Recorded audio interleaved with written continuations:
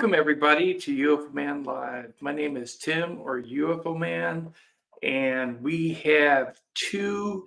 I can't talk tonight for some reason. Anyways, Odessa is our hostess extraordinaire. She's going to be chatting with you in chat room and engaging with you to get your questions and bringing us them to our attention so that we can maybe answer them for you. Nicole is my new co-host, so please welcome her to the channel again. Thank you. And our guest tonight is our good friend Nos. Please welcome Nos. She is the author of a very good book that you need to read seriously. It's called Conspiracy Prime. And that's what we're going to be talking about tonight, and the ramifications of the information within that book. So let's bring up Nos. Welcome, everybody. Thank you for joining us on this lovely evening here at the beginning of the year, our first stream of the year. 2024 should be auspicious, and we're working to make it so, as Captain Picard would say. So where should we start, Tim? Well, I was thinking maybe that you could give kind of an idea what Conspiracy Prime is about by reading the foreword of your book. Well, while I get that pulled up, if Odessa could throw out some intros to all of those early birds who are with us for the start here, that would be beautiful. Absolutely, gladly. As usual, the first one here was Susan A. Hey, Susan, shout out and greetings and salutations. Holy, awesome. Yeah, we've also got Snoopy Sin 100, Surgery 68, Live Light, Ted Sightings on 18 Wheels, Javen and Lisa Savoy. Thank you all for being here, early birds. We appreciate you. It's nice to get to do a little chatting before the show starts, so thanks for swinging by. Appreciate it. Hey, Sightings. Lisa Savoy is here too. Yay. Yeah, I did mention Lisa. That was just the last one. And there is Susan. She made it. She set an alarm and everything. We feel special. Yes, we do. Oh, and we have a trucker in the house, so Sightings on 18 Wheels. Glad to have you. Welcome, everyone. And two, don't forget to hit that like and subscribe so you can stay with us every Wednesday. Yes. So it's super exciting. Odessa, she's rocking the chat and keeping everybody. So if you have questions, just put them all in caps so that she's able to, we're able to see them and get them Rob answered. is here, Rolling 20s Photography. Nice. Yeah, Emerald is here. Gigi, our Gorilla Gamers in the house. Gigi. Everybody. Hey. Hey, Gigi. All right.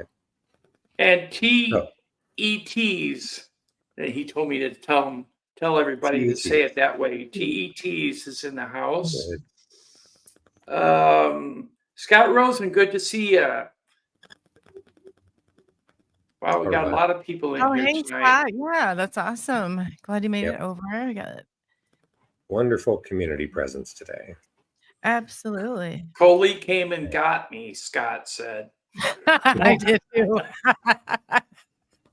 Awesome. I did too. I flipped over on Facebook. I thought, gotta send a couple. Yeah, he was one of them. It's funny. All right. So I've got the book pulled up, and per the request, I'm going to read the foreword to the book so that you have an idea of the contents we're going to be discussing tonight. And I'm sorry, my voice is raw. I've been dealing with the after effects of laryngitis for a couple of months now. So we're just going to take that as par for the course for the time being. Yes, it might sound like I'm barking at people, but that's just how it is. So we push through. Hold on a second, Nos. Yep. Jake Knott from State Farm. Is everyone a mod in the chat? Yes, we do that so no one can individually boot each other. That way your opinion is presented. Mm-hmm. Okay, go ahead. All right. So, Conspiracy Prime by me, H.Z. Hailheim. This is the foreword. Lightbringers have existed throughout history, those who redistribute power by shining a light on its corruption. They're dismissed, ridiculed, and silenced up until the moment the evidence comes out. That's why we must start by addressing conceptual limitations. It was inconceivable that the US government would poison its own people, intentionally murdering more than 10,000 Americans. In the effort to enforce the theocratic morality of prohibition, they did exactly that. It was inconceivable that the US government would keep Black men from knowing they had a communicable disease, preventing treatment for it. The Tuskegee experiment is now a matter of record. The program continued for 40 years, despite knowing a simple treatment of penicillin would have dealt with their disease. The result was the death of a quarter of the subjects, the infection of spouses, and many of their children being born with the disease. It was inconceivable that the US government ran a project where they would steal the bodies of infants or dismember their corpses to steal body parts. Project Sunshine was a reality. They mutilated and stole infant remains so they could study the effects of radiation from the United States atomic attacks against Nagasaki and Hiroshima. It was inconceivable that the US government would dose unwilling subjects, including children, with hallucinogens to develop a systematic method for mind control. MKUltra, QK Hilltop, Project Bluebird, and Project Artichoke were eventually uncovered and confirmed as fact. It was inconceivable that the US government would protect Nazis from charges for their war crimes. After all, every US-made film about World War II paints the US as the world's greatest opposition to the Third Reich. Under Operation Paperclip, Truman approved the creation of false identities for more than 1,600 senior Nazi personnel to fold them into the United States government as assets, shielding them from prosecution for their crimes against humanity. It's still inconceivable to most that the military-industrial complex has direct influence over the highest seats of command in the United States government. In 1962, the Joint Chiefs of Staff had no qualms with false flag operations, faking terrorist attacks against United States assets to justify the Bay of Pigs invasion. The Gulf of Tonkin incident was a pretend battle to justify the United States going to war in Vietnam. George W.'s weapons of mass destruction were fictitious creations to justify a war in the Middle East. Before the previous administration, it would have been inconceivable that a sitting U.S. president would issue a preemptive presidential pardon to the world's most prolific child sex trafficker. But George W. did it. This went past most of you unnoticed. When the Catholic Church's pedophilia problem was revealed as organized crime, it showed that the problem went all the way to the Vatican. Joseph Ratzinger was the legal architect for the system ensuring clergy couldn't be charged for their crimes. Victims would be threatened with excommunication if they were to ever speak out about crimes against them or their children. Yes, the church's official stance was that they would send your child to hell if they told on clergy for sexual assault. Part of the legal strategy was moving offending clergy around to new locations when their crimes were discovered, giving them a fresh pool of victims where nobody would know about their past. As a reward for his contribution to the church, Ratzinger was elevated to their highest station, becoming Pope Francis.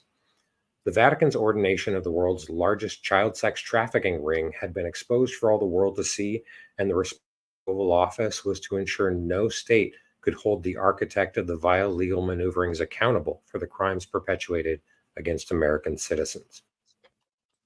I could go on, but for any reasonable person, it's unnecessary. You understand that conceptual limitations are independent of reality.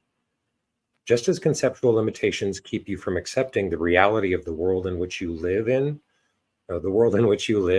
what you're certain you know can be just as misleading. Since the dawn of civilization, every generation was sure it had mastered a complete understanding of the universe. This is the paragon problem. Just 4 years ago, humanity learned that water has two different molecular forms, ortho and para, the fundamental building block of life itself, and just now, science is exploring how these different forms may influence what's known about chemistry. What humanity understands about reality today was inconceivable a century ago. Do you assume that what humanity has learned in the last 0.00001% of its existence defines the limits of reality? Don't be that guy. When the truth comes out, no matter how crazy it seems, new boundaries are set. The only limitation for what's conceivable is time, nothing more. so I'll forgive your reflexive reaction to what I'm about to say. In 1991, corrupt assets of the US government carried out a plot to assassinate a 16-year-old that possessed significant supernatural powers. The attempt failed, but resulted in a cover-up that would create more evidence against those behind the assassination attempt. You're going to get the story and learn exactly how it leads the world to expose and eliminate the shadow government. This book provides a blueprint to achieve that goal. I was the child they attempted to murder in 1991. I'm a sleeper agent for a people you don't yet know, but you will by the time this book is done. I openly admit that I'm complicit in withholding evidence of heinous crimes. There's an abundance of unresolved murders where I could have exposed the perpetrators and countless more I could have prevented. At any time over the last 30 years, I could have exposed a criminal network that has violated the sovereignty of every nation in the world. I've allowed a great deal of suffering to occur because it was necessary. It was the price to bring us to this moment where it would buy so much more. This book contains the educational resources necessary to expose the shadow government assets across their tiers of power. It directly exposes actors from the lowest level of the US government up to its highest offices. It provides the means to dismantle the entire shadow government network. It reveals crimes they've committed for which they have not been held accountable. It also contains the informational constructs necessary to dismantle the US government's truth embargo, the power it currently holds preventing disclosure of the truth about UFOs and the influence of extraterrestrial life across history and into the modern world. 1 year ago, I fled the United States as a refugee so I could carry out my mission without the enemy stopping me. That doesn't mean they didn't try. Their efforts only gave me more evidence. When I fled the United States, I brought with me an evidentiary archive suitable to complete my mission. The International Protection Office granted me entry because of my ability to prove my claims.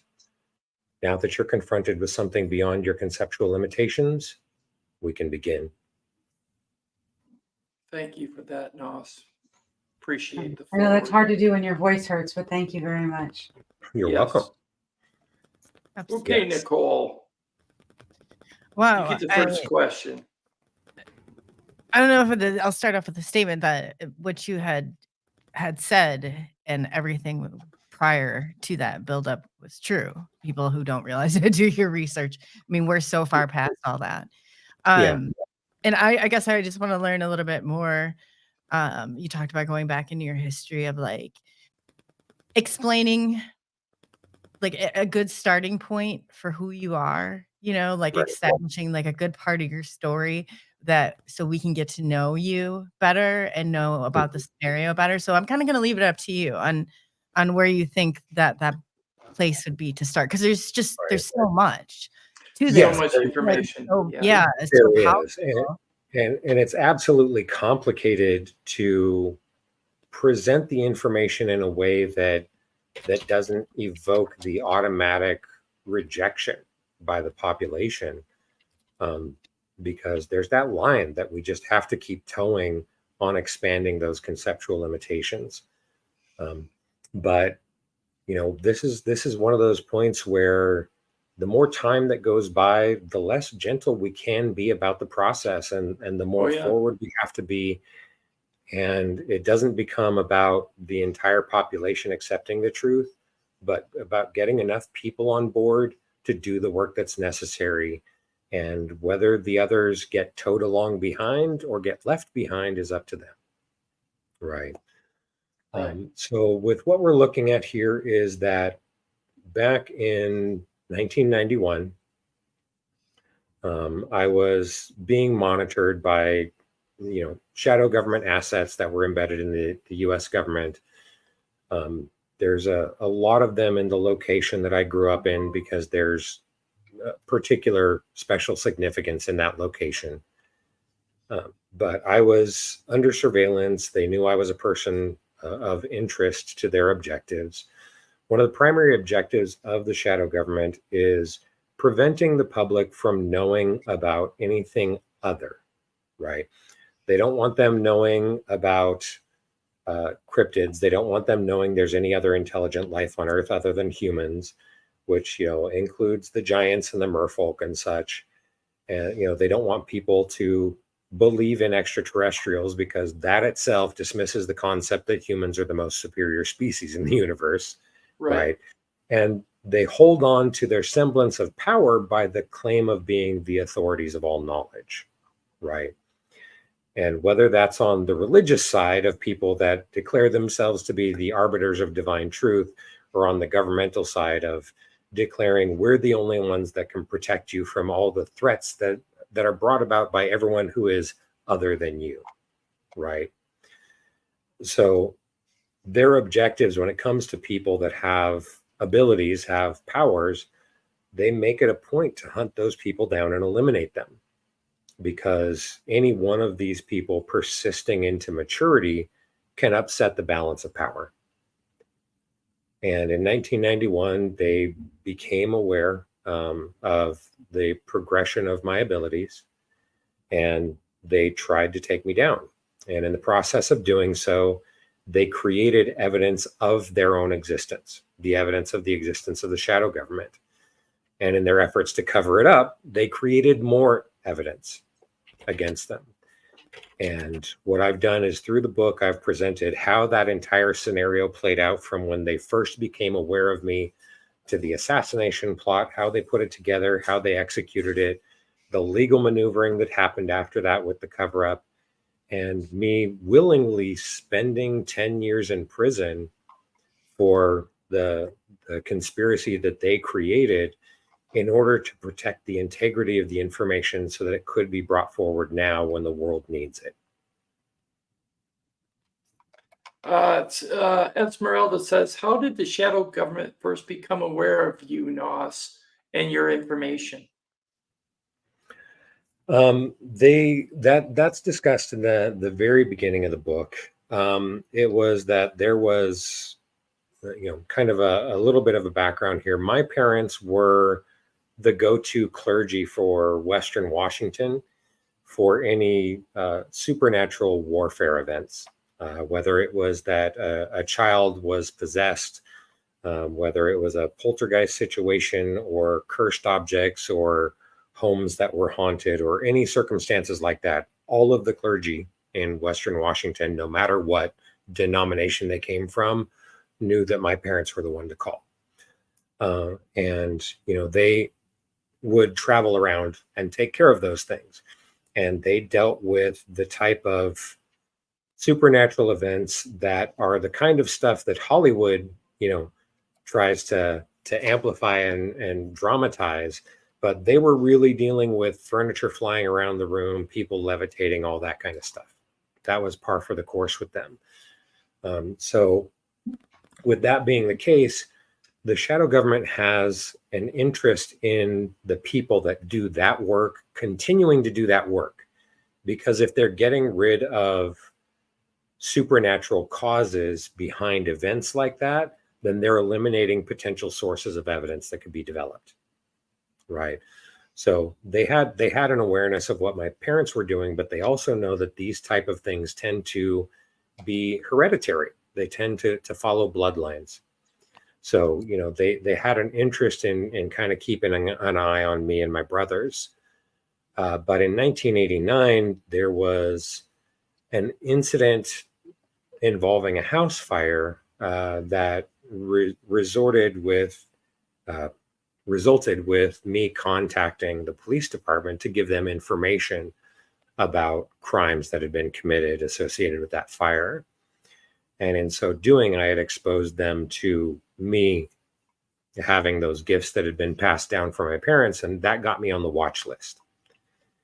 And it was 2 years later when I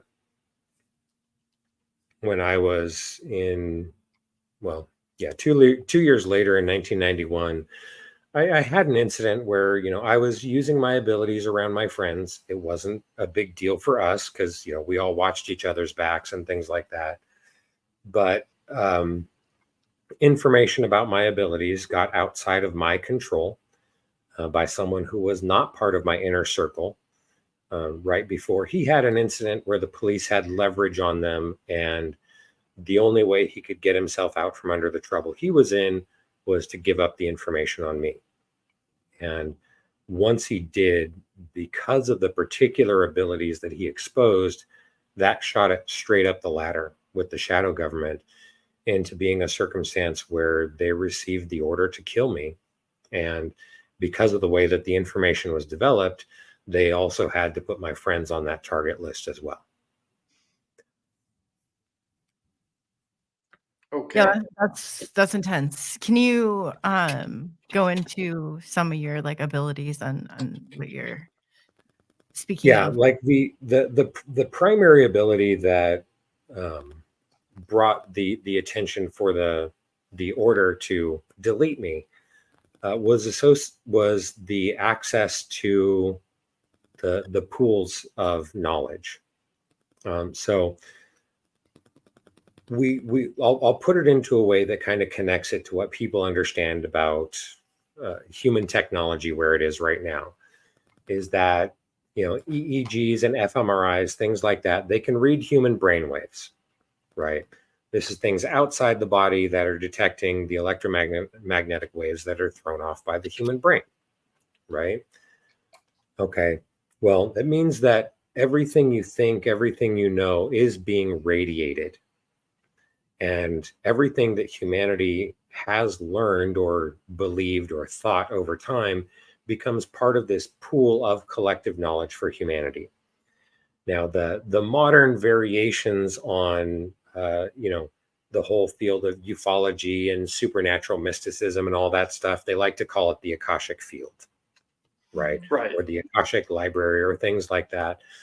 For us, it's just the pools of collective consciousness, because that's what it is. It's the pools of collected consciousness. So when you're talking about like going into the Akashic records, you mean going into like your previous lives, or No, we're talking about you know, think of it like you know, all the thoughts that you send out are just building an endless computer database of the knowledge you've been exposed to, right?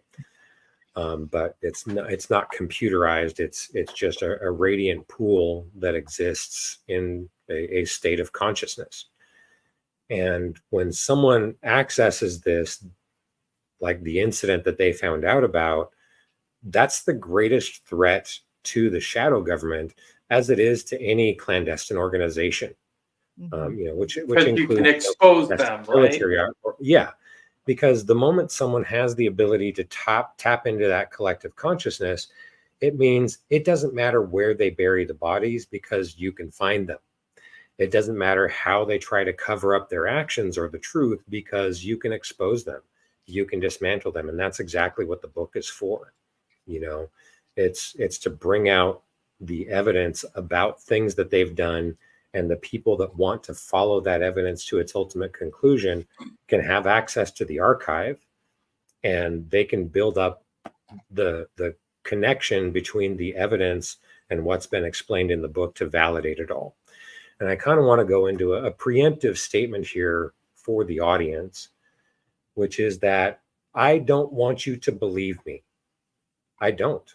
And I tell you that in the book. I don't want you to believe me. All I want is for you to believe yourself. And you won't believe yourself unless you expose yourself to the information, right? Because whether it means that we're taking down the truth embargo, taking down the shadow government, or, you know, eliminating the corporate structures of power around the world, what we're doing is that we don't want this to be a religious movement. This is not about faith. This is about knowledge, right? I want people to know. And that means that they need to believe what they see with their own eyes. And most people are not going to be willing to do that, because once they've subjected themselves to the declarations that are made in the book, they understand that if they follow the evidence and these things are proven to be true, their concepts of reality are going to be broken, and they're going to be uncomfortable, and they're going to be compelled to do something about it. Yeah, it took me 4 times of reading her book for it truly to sink in. And it's not that I didn't understand it.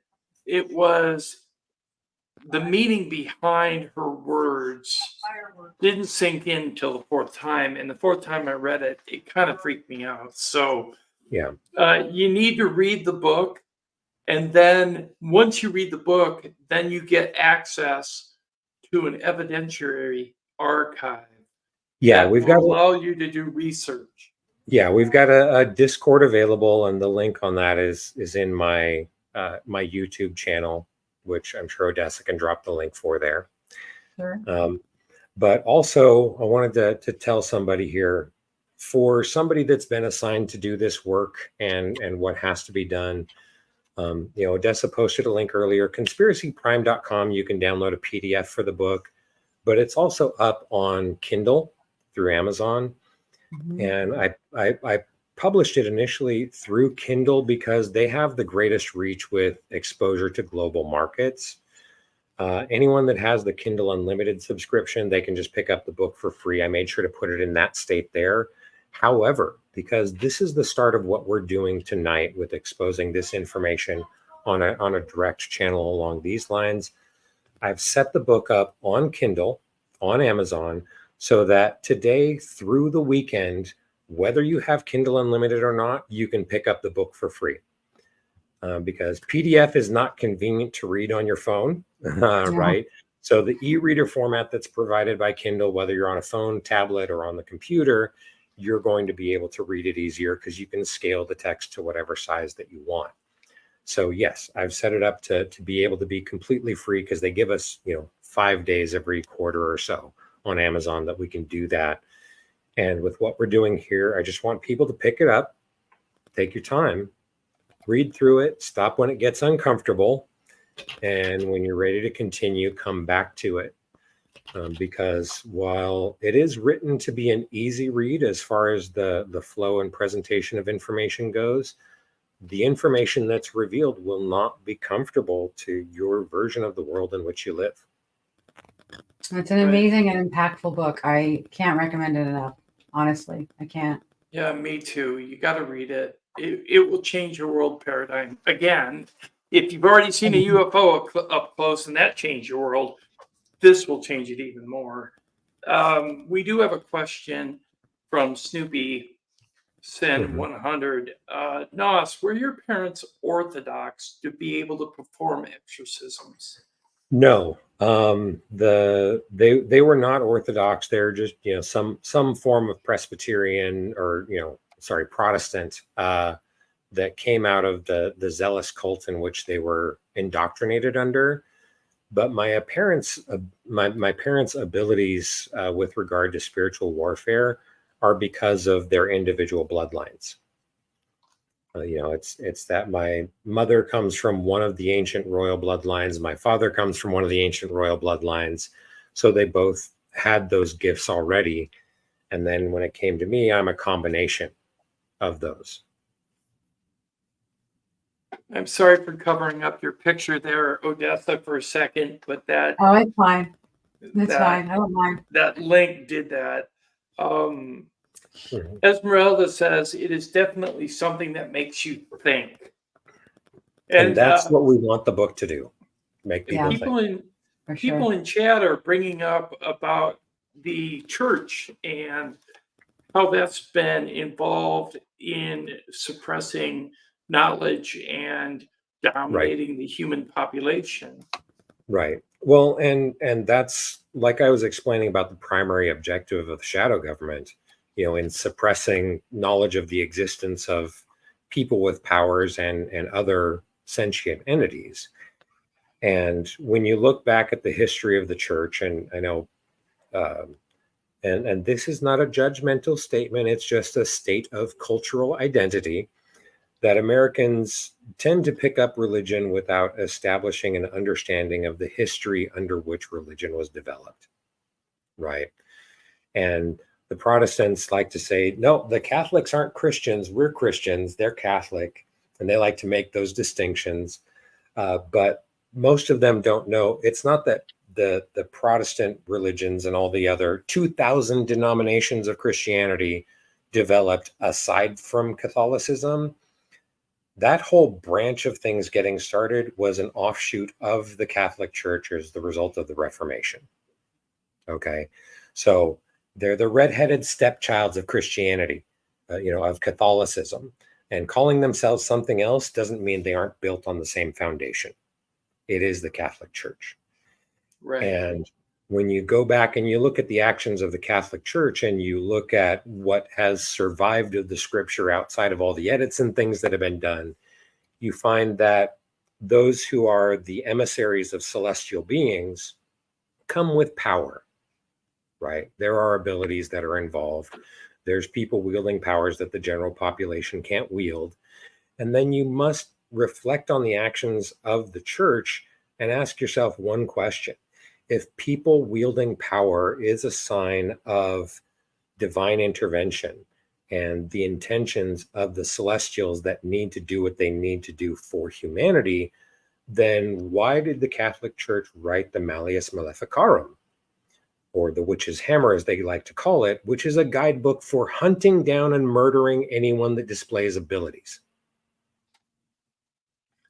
And can you define abilities? Like I grew up with the ability to see spirits. Like are you speaking of like those types of yeah, things? well, yeah, we've got things along those lines, which is, it's a form of divination. It's enhanced input of sensory information, right?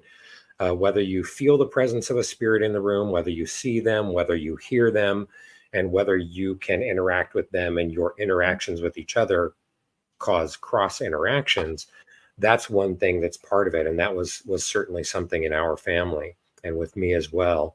Yeah, I can identify where it came from. It was my great great aunt in Ireland, and she saved the family from the potato famine. She was able to see and communicate, and also, so which I have then. Yeah, and divination is one of those things.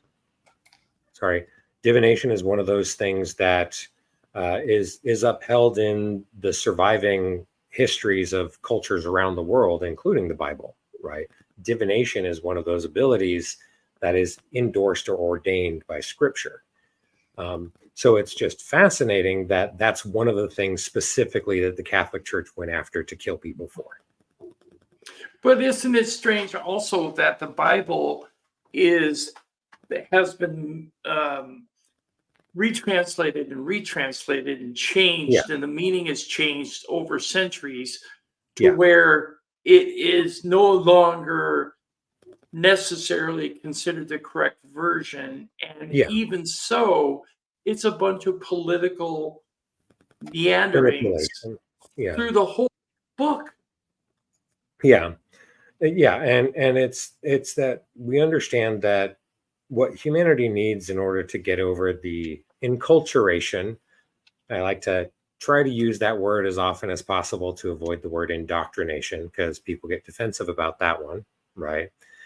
But social enculturation has gotten people to just accept concepts as just the state of reality without ever challenging them and without looking deeper. And that's part of the work that I have to do, is to show them that this is not a circumstance of humanity receiving first contact. The records of our involvement with humanity exist in the surviving histories of every tribal culture on Earth. Every culture in the world. It's part of all of them. And that's part of why the Catholic Church made it their point when the invasions were happening everywhere that they were spreading. They went after the keepers of the arcane lore. They went after the keepers of the local cultural history so that they could destroy all those histories. And we're just fortunate that enough of them survive to this day that do, because there's enough pieces of the puzzle that once you start gathering up all those pieces and laying them out, it becomes a singular map that shows a shared history that the tribes of humanity had, not a repeating of the same story that passed on from one to another, but tribes that were nowhere near each other for 10,000 years having a shared experience. And that's the important part of it. But back to the question you had asked there, Nicole, there are a lot more direct abilities, which are not just sensory input, but modifications. Super strength is one of those things that does happen. And you find that repeated in the surviving cultural histories around the world as well. right? What about empathic abilities? Yeah, empathic abilities is one of the input ones. It's sensory sensitivity. Mhm. People are radiating those brain waves, from their emotions, from their thoughts. And when someone is upset, an empath is more sensitive to those energies being disruptive and the feelings that come from them. And, oftentimes it will make them sick when they see a person in a negative state, or when a negative person enters the room that they don't even know. They don't know it's a negative person. They haven't opened their mouth yet. But when that person enters the room, it feels like the air gets thicker, and it's like there's sandpaper rubbing on your ears, right? You have that sensitivity that goes, this is not going to go well. My creep sensor went off, right? It's there. So those things are all part of the equation. But when the culture that we're raised in tells you from the start that you can't be seeing what you're seeing, you can't be feeling what you're feeling, that all of these types of things are not real, they're telling you to deny the reality of your own experience to replace it with someone else's judgment that goes back to what they were taught by the person before, what they were taught by the person before, going Right. back thousands of years. So you're just adopting the judgment of some Middle Eastern goat herder fairy tales over your own senses. So really quickly, I'd like to interject something just really quickly. This topic came up because somebody in the chat had asked, how was it that, you got the attention of these people? And I had stated that you had exercised abilities that got their attention, basically. And Nicole kind of tried to follow up on that. And I just wanted to say that what got their actual attention was not the crimes around the fire. What got their attention was your ability to know, to locate the ability to tap into the collective consciousness and come back with the information I was seeking. Right. Exactly. That was when she was 16. Yeah. That's 16. And there's other stuff, weather control. I did that. That wasn't a big deal. Pushing, forcing people to comply with my will, getting them to do things they wouldn't otherwise do. There's been a lot of things over the years.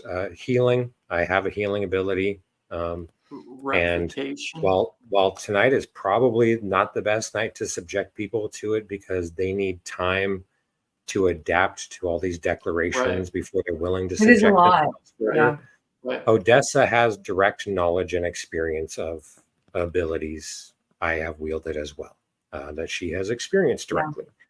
So it's one of those things where it's like a lot of people want to see abilities, they want to perceive those things, and specifically, for the most part, I've been doing what I can to knock them down, to suppress them. Because the approach that we've designed for subjecting humanity to the larger truths that are around them requires them not being threatened. They come from this concept that they are the alpha predator on the planet. They are the superior. They are, whatever version of enculturation dictates they are God's own image, right? The concept of anything greater than the potential they can imagine for themselves incites fear, and it incites violent reaction, right? And when you look at any of the movies about, spaceships coming down and parking themselves for the world to see, automatic aggressive reaction is the result. And for them to not adopt the perspective that I am coming as the new alpha predator, then it's better for me not to be wielding abilities that they perceive in that regard. Right. That makes sense. So it's like we've tested these things before with how well people handle different degrees of exposure to these things. And it's that there's just all this damage that's been done over time by, old men trying to seize power for themselves, by manipulating the celestial human histories that were left with every tribe of humanity and trying to delete those histories to erase the shared inheritance that was left with every tribe of man. And the thing is that it's not us that did that. We were always open with it. If you go to India, their culture still acknowledges us. They acknowledge that we came down in our ships from the sky. We taught them what they needed to know for the survival of their tribe. And that still exists. They haven't let go of that. Same with the Native Americans, same with a lot of other places around the world. Hopis, the Hopis. Oh, yeah, definitely. Yeah. So it's that within those cultures, they're going to survive the exposure that's coming a lot better than, let's say, Americans, right? Who have been being consistently lied to by everyone that they perceive as being in power throughout their lives, you know, and it's put them in a circumstance where their psyches are not going to handle this exposure very well unless we're delicate about the process, right? You got to keep towing that line and pushing a little bit more until they say, okay, I'm starting to get comfortable with that. What's the bigger thing after that that I didn't want to know about? I got to say that I think Americans, especially Americans, act like, hey, hurry up and get it done. We want disclosure now.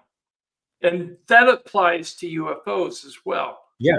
They don't want to wait for the research to be done by the correct people to find out the truth. And it may take 5 years. All we concentrate on the UFO community seems to be like, oh, but they've already been hiding it for 75 to 80 years. Yeah, but let's move beyond that. What have we achieved so far? And are we achieving it? And I think your book, along with a grassroots movement, is going to achieve that disclosure. Now, we do have a question I have to address, Nos. Vinman in chat said, I find it hypocritical that religion gets a pass on being not crazy when there is no physical proof, yet experiencers are considered crazy for their physical evidence of their abductions. Yeah, absolutely. And it really is disturbing that measure of past that happens, especially with the divergence of belief systems across religion. You know, like I mentioned earlier, there's 2,000 denominations just for Christianity, but with the structure under which ordination happens as declared by the church, is that anyone that's ordained as a pastor has the ability to divinely translate scripture into the truth of the universe, which really means that every pastor in every church is creating their own denomination based on the framework of the denomination that came from them. Yeah.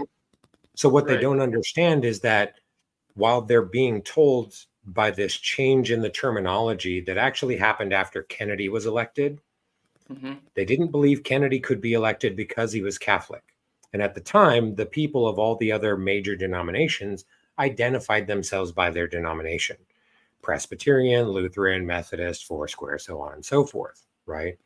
And they didn't believe Kennedy could be elected because people were wary of the misconduct of the Catholic Church already. And after he got elected, the government itself said, we need to change the script and not have people divided by their denomination label. So let's just start calling them all Christian.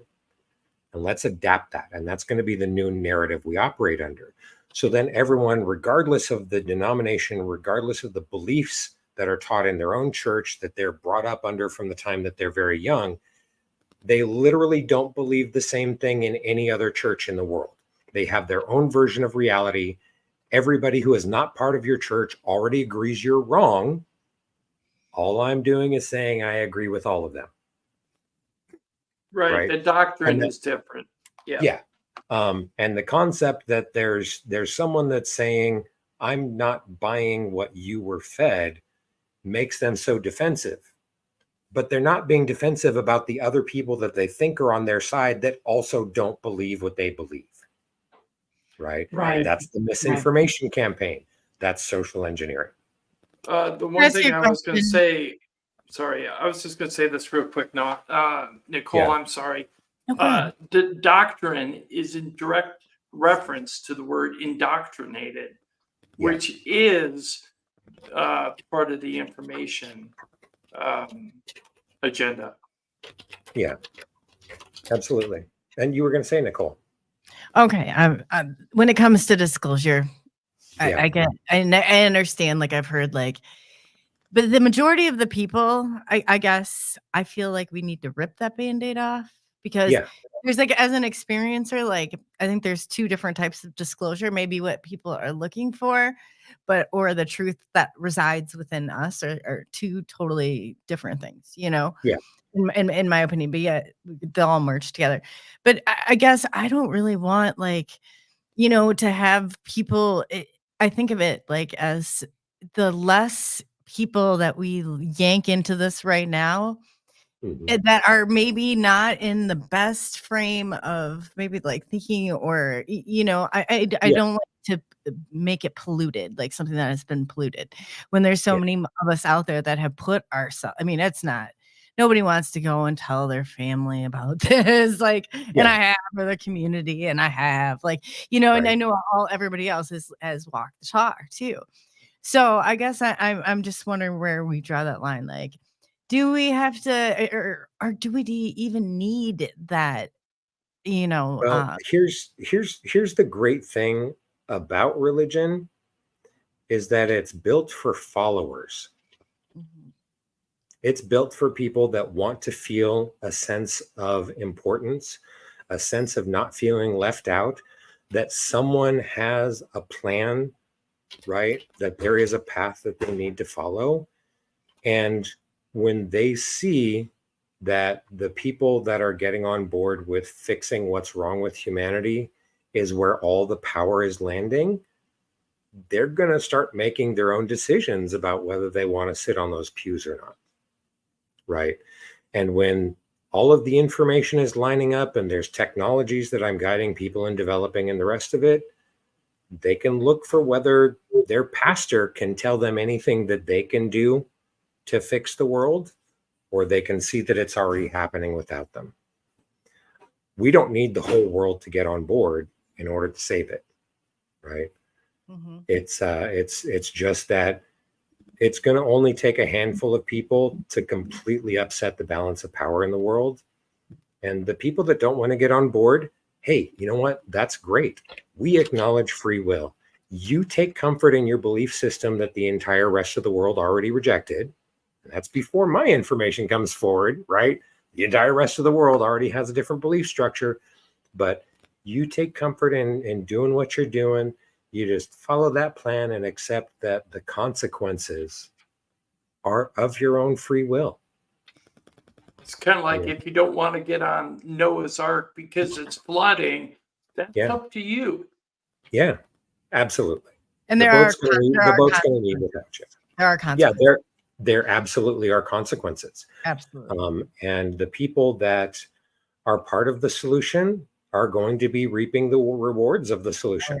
The people that don't are not. I am not going to have a circumstance where we are feeding resources and technology to the nations that are under theocratic rule that decided that they don't want to be part of the solutions. They're going to be cut off. They're not going to be part of the global economy anymore. They're going to revert to undeveloped nations. So they better hope that they have all the natural resources within their borders to create everything they need, because nothing's going to come from outside.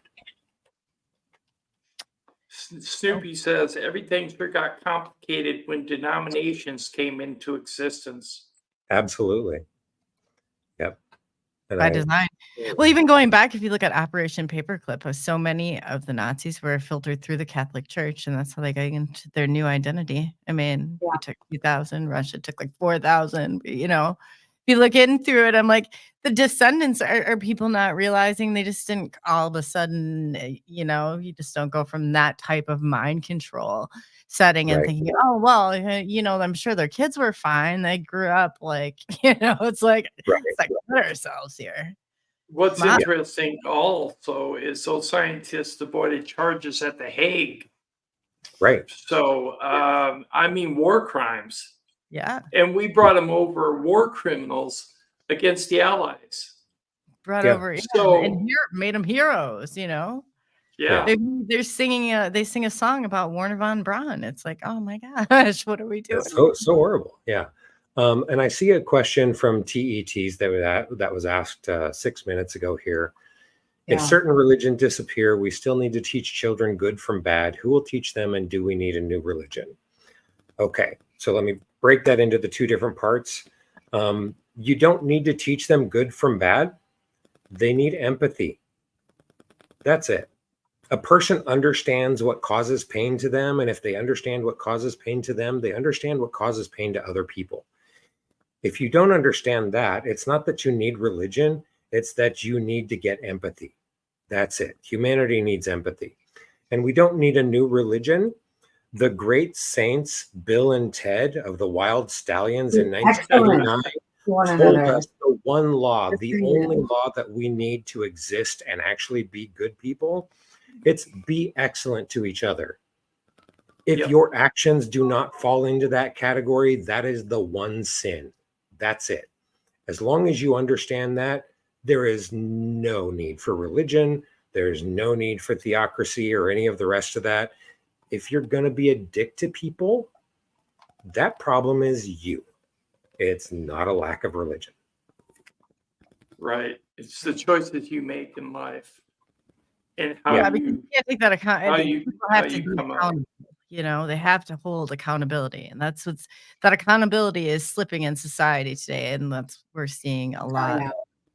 Yeah, Yeah. it's just going Oh my, yes. I agree Yeah. with you, Nicole. Don't get me started on that one. But, Right. but That is a soapbox I will stand on. yes, but in the later chapters of the book, the thing is that I Yeah. give away one of the technologies right there, explain how to program to be able to eliminate corruption. There's no one getting away with anything anymore. Right. That's good. And because I give it away in the book right there is no government in the world that can prevent that technology from coming into existence. It's going to happen. And anyone that doesn't get on board is just exposing themselves from trying to keep the truth from coming out. Right. right, definitely. And people don't Vin, understand. So I just have to real quick interject. Like in Nas and everybody who's on here, the panel, there are, and I cannot even tell you some of my own, but there are repercussions and for coming out and giving like truths like this. So I just wanted to Mhm. thank you really for putting yourself out there and online and doing some of the things that not many people are courageous enough to do. So, I mean, Right. hands down wanted to say that before. and Right. this is only step one. Yeah. Nos and I have spoken, and we have spoken with everybody on the panel. And the information is gonna come out in steps because she has much more to share with all of us. And the thing about it is, it's so mind bending, literally, that it will take steps and time for people to absorb it all in and to figure out what they believe and what they choose to accept. Right. And you know, on that note, I have to mention something that I know it will cause friction with a lot of people that follow the belief system that's been developing and turning ufology into religion with dogmatic belief structures and things like that. Is that the histories that exist around the world establish celestial human relationships that have always existed. It's there, right? And when it comes to those things, it's not that we ever needed to channel through Midwest Becky in order to get the truth out to the world. It's that we come and speak for ourselves, right? I Right. love Midwest. I heard them before. I love it. Yeah. I was talking about that in the pre-show. But it's that when it comes to that circumstance, like all these people, oh, I'm channeling for the Galactic Federation and the Pleiadians and, you know, Zeta Reticuli and all this other stuff. I'm sorry. We have mouths. We understand what's going on Earth. We're monitoring everything around the world. that's occurring with all the cultures, because we're embedded in them. We're there so that we can be prepared for whatever circumstances come along that need intervention. Most of the time we intervene without you knowing, but stories about political divisions of alien races out in the universe, not coming from us. Okay. Right. Now there are people who will listen to, let's call them negative spirit entities, because I don't like using the word demons because people don't understand what those actually are. So we'll just say negative spirit energies that like to put thoughts into people's heads and carry on a disinformation campaign, right? But once you understand the way that cultures develop on every evolving world in the universe, you understand that a point occurs at which consciousness and sentience surpasses the need for a body, and you become a fifth dimensional being. And when that occurs, and you have access to touch the knowledge of everything in the universe, you do not care what your biological form was before that.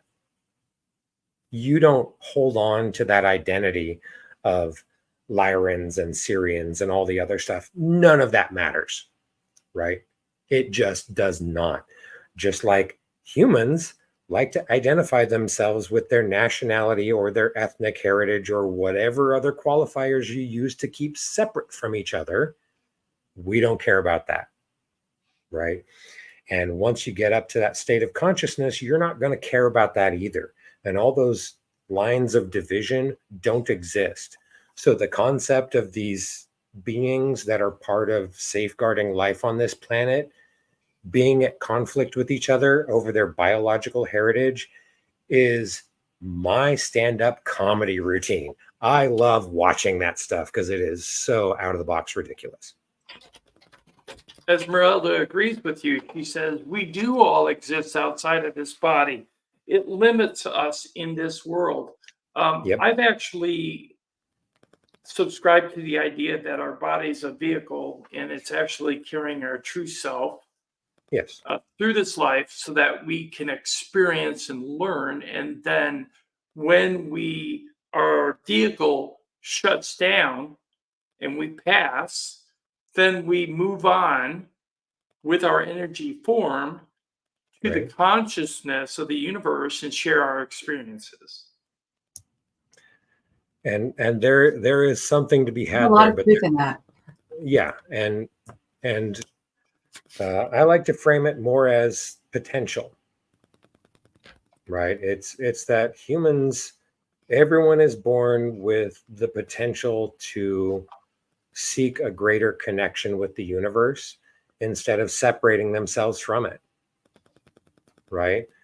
And when you look at every other animal on Earth, and this is where I'm going to address Suspicious Sky's statement just a minute ago there, the human body being the most advanced machine on Earth, it's not, right? Right.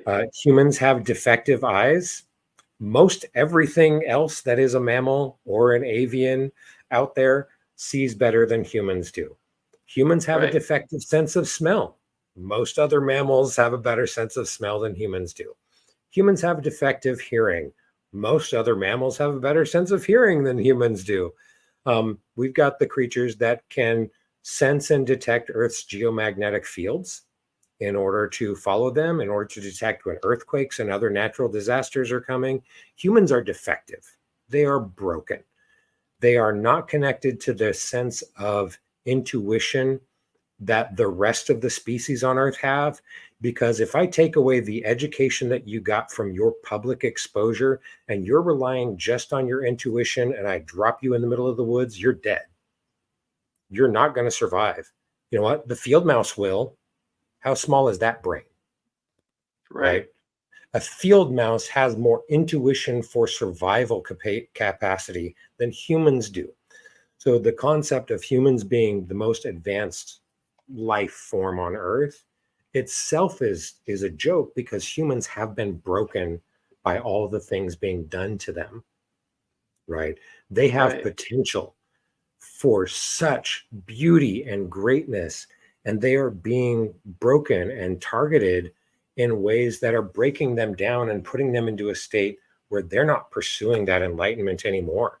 They're stuck in a state of pursuing survival. Yeah. Right, pretty much. We do have a question. I got to go back up to it if I can find it. So what's the point of this limited human existence from Live Light? Mm-hmm. So the point of the limited human existence is the instructions that we left with every tribe back when we were doing the direct hand-to-hand engagement, is that every tribe of humanity was told, okay, you've been elevated to a state of consciousness. It's up to you to look out for the animals and look out for nature. That's your job now. You have dominion over them. You are their steward, right? And every tribe of man was then given knowledge about agriculture, about architecture, about astronomy, and about mathematics, and the founding of systems of herb lore so that they could start learning how to develop medicines and everything else. This was done everywhere all around the world. And it was that, look, we're going to make your life easier by teaching you the things that create security and stability and the resources you need to survive so that you have time to take care of the others that aren't there yet. You're supposed to safeguard the evolution of the rest of the species on the planet. And what are humans doing? Not. Yeah. We're destroying them. Yeah, in the last 50 years, humanity has destroyed 70% of the volumes of all animal life on the planet. You're not hearing that wrong. In the last 50 years, humanity has destroyed 70% of the populations of all animal life on the planet. Okay? And if you do the math, the last generation of humanity that would be able to be born and age out has already been born. The Gen Zs will not have a planet to age out on because the ecosystem is already on the verge of collapse. This is not about climate change. This is about the decimation of the food web, of the ecosystem's dependence on each other. And that has to be fixed. But guess what? That's not one of the extinction level events that I have to help save you from. You'll fix that when you have the other stuff. The other things that are threatening humanity are way more severe and way more immediate than that. And that's what I have to give the technology on.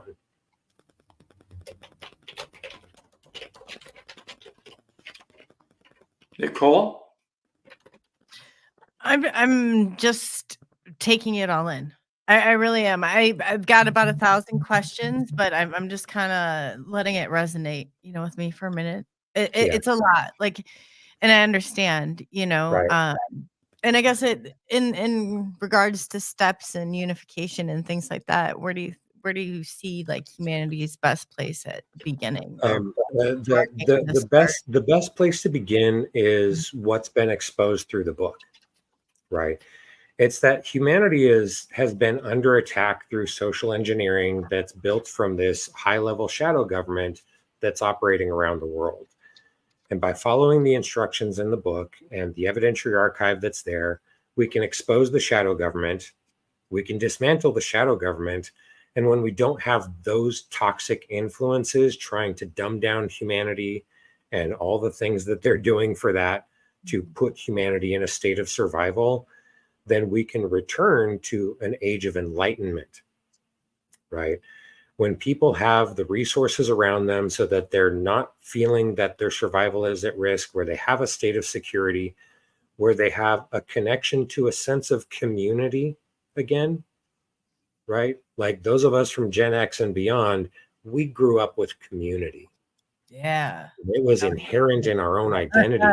That's been targeted and destroyed. I'm a proud Gen Xer, yeah, for sure. And it's been systematically destroyed, right? And when we take those influences out of it so that we're not targeted and we have the ability to grow again and pursue the greater enlightenment that follows, then people are going to be able to achieve the beauty that they were intended to. And they're going to return to the state of going, yeah, people have been pulling us off track. Let's see what we can do when we're actually collaborating instead of competing. Right. I agree. There's So a if we lot could, of, it's going to be hard with the flight or fright yeah, response Or in deer human in beings. headlights, I always say, yeah. Right. It's going to be really hard for human beings to get over their aggressive nature to defend themselves, because mhm, it seems like they always take the stance first if they come across a threat mhm, to defend themselves, rather than to reach out and right, try to solve the situation. right, There are situations where we got to defend ourselves, but other right, situations require a little more subtle touch. right, And I think it's going to be hard. The hardest thing I see for your whole agenda, not agenda, but program or mission, mission, yeah, okay, is the fact that the mission to get the information out there will occur. That won't be an issue. The yeah, mission to get people on board, contractors and government officials and things like that, is going to be difficult because of one word: ego. yeah, Oh, yeah. yeah. Well, and when you look at what's happened with American politics over the last 20 years, the key thing that you see is that the entire framework of ideology they operate on is inciting fear, right? It's someone is coming to take something from me, right? It's inciting fear over the concept of competition, right? That someone is going to take something that they feel they're entitled to, they have a right to. And if we want to get rid of that, then we just have to make it so that everyone has what they need. And those solutions are available. I've been, not just taking down the shadow government, but I've been tasked as an ambassador to offer technology, celestial technology, to humanity, to guide them in its development. Because when we look at how humanity's intellect and advancements have been targeted by these corrupt influences over a very long period of time, humanity is behind where they're supposed to be on their technological developments, right? They're supposed to be further along so that they can stop the threats that are coming themselves. And because it's not their fault that these negative influences have been attacking human consciousness, directly and indirectly, it's not humanity's fault, which is why we're kind of doing the violation of the prime directive kind of thing, right? Right. Humanity Right. has been attacked from outside. It's not their fault that they failed to follow the instructions we left for them. So what we're going to do is make an exception to the rule. We're going to come in. We're going to deliver the knowledge and technological advancements so that you can survive the threats that are coming in the immediate future, so that you have time to recover and show what you can become and get back to your role as stewards of the life on the planet, right? So we're just going to get rid of those barriers. And this is what Midwest Becky isn't offering, right? They Right. offer good lore. I They feel bad offer for anybody in the Midwest right now named Becky. I actually always thought it was Midwest Iowa girl, but hey, I knew we were coming there.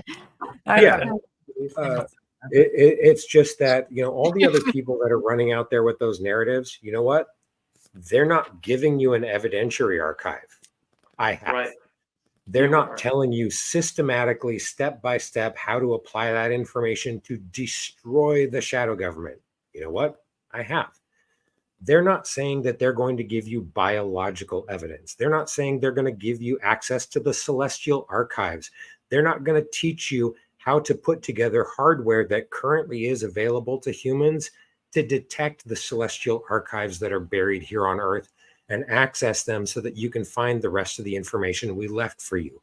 I'm not charging for any information. I am not building up my own social media profiles. I'm not taking money for anything. Even when the Kindle book is on its regular thing, the money that comes from that goes to my host family that's supporting my living while I You've conduct got the mission. $1.54 so far. Thank you very much. There we go. I don't care. It's fine. So it's that I'm not doing anything that is for my own benefit. I have been sacrificing my entire life to be staged for this moment so that humanity can have the opportunity to prove that it's worthy to survive. And the only way it's worthy to survive is if you're willing to get up off your collective asses and take action. And I made a paint by numbers version of reality so that you can follow the instructions to do it. And if I'm saying that I will tell you exactly how to build the technology to be able to discover the celestial grid that's protecting Earth from outside invasion, to be able to detect the celestial archives and access them, to build the relativity fields that are needed for the new technologies that replace the energy and fossil fuel industries and all this other stuff that follows with it, when I am getting nothing out of this, it would be stupid for me to make those claims if I couldn't back them all up, wouldn't it? Right. I have to say this as Fridge Spider. He says, so your answer to producing proof of all of this is to read your book. That is not proof of anything. Books do not prove anything. That's true. But she does have an evidentiary archive with factual documents, newspaper articles, videos. Or You need to documents. go. Yeah, You need all of to. it. You need to go into the evidentiary archive after you read the book, because if you do it before you read the book, you don't have It a won't make concept sense. of Yep. where it's coming from. You don't Yep. even know what you're looking They at. won't know how it ties together. Yeah. Right. But there's proof in the evidentiary archive. Once you read the book, you know how the proof all ties together just for that part of it. But the thing is that the technologies that have to be developed to survive the things that are coming is going to require governmental intervention. Because if we're talking about things like the anti-gravity technology and the shielding technology and the warp fields, those things themselves, if any country that's hostile to the United States develops those first, they're going to use those. And they're As going weapons. to be able to use those to essentially destroy every other country that they believe is a threat without any ability for those countries to retaliate. It's a circumstance where there has to be governmental resources that are put to those things. And once we get past the point where people verify the content in the book by assembling the evidence from the archive, they're going to know, yeah, this is legitimate stuff. We can't ignore this now. We have to follow this where it goes. And like I said, the next stage from there, we're going to get people that are people who have connections to those in the government. So I can have a session where I work with other individuals that are not trained, not even trained as analysts. I can just work with regular people, show them how to assemble information, where I will guide them through the technology and things that they need to do to assemble the information, where I will give them the biological evidence. But that wouldn't mean anything to the public right now. They have to know that there's meaning behind it first. So Right. It's like, we designed this system more than 50 years ago and put me in place to do this. The people that designed this method of disclosure have access to all of the information and advanced AI systems to predict what was coming so that we would be ready for this. Right. Right. So it's that, yay, my head popping off and coming out with squid tentacles or whatever, that wouldn't do anything. It would be, that person is some sort of weird mutant that found a way to disguise themselves. That's cool. We got people with flippers already. We know about that stuff. That's not proof of anything. Right. Okay. One thing I want to say is this. Odessa needs to go because she has an early morning. Yep. And she sent me a secret message. So I'm answering it. So I want to say this. There is loads more information that we can receive from Nos. I want to thank Nos for sharing her time with us. She's been extremely gracious because she's on vacation in Arizona and we're taking her away from her family. So thank you very much, Nos. Thank you. Yes, thank you. We appreciate it. And Odessa, thank you for rocking that chat. You're welcome. Yeah, girl, yeah. Absolutely. I enjoyed it. I'm sorry I have to cave and go to bed so soon, but for me it's very late. So. And I want to thank the Midwest Iowa girl. Becky, don't forget Becky. We feel bad for Becky now. For being on the panel, Nicole Weber. Yeah. There we go. Very cool. We want to urge everybody who's part of our UFO Man Nation group on Facebook to sign up, subscribe to the channel, because the more subscribers we got, the better chances we have of getting very famous names. And we are working currently on possibly getting Bob Lazar in the near future, if possible. So if we can get Bob Lazar, that would be groundbreaking, because I don't know of any other podcast that's ever gotten him. So let's work on that. And we want to thank everybody for watching online, and thank everybody on the panel. Thank you very much. Yes, if you could hang around a little bit afterwards, and I know you can't, Odessa, but the rest of you, I would like that, please. Okay, so we have something to put up so that you guys know this. We have a special live stream coming up on Saturday, January 6th at 4 p.m. Eastern Standard Time. We are interviewing a gentleman from the UK by the name of Philip Mantle, and he's bringing along a guest, Dr. Irena Scott, so that we can discuss their new book, The Beyond Reasonable Doubt, which is about Calvin Parker and Charles Hickson's Pascagoula River incident, alien abduction incident. So I hope you can be there, because we're going to dig into that. So we'll see you on Saturday at 4 p.m. Eastern Standard Time, or your recording time zone. And thank you for coming today. We really appreciate it. Yep. So here we Thanks go. everyone for being Everybody here. have a great night. Mwah.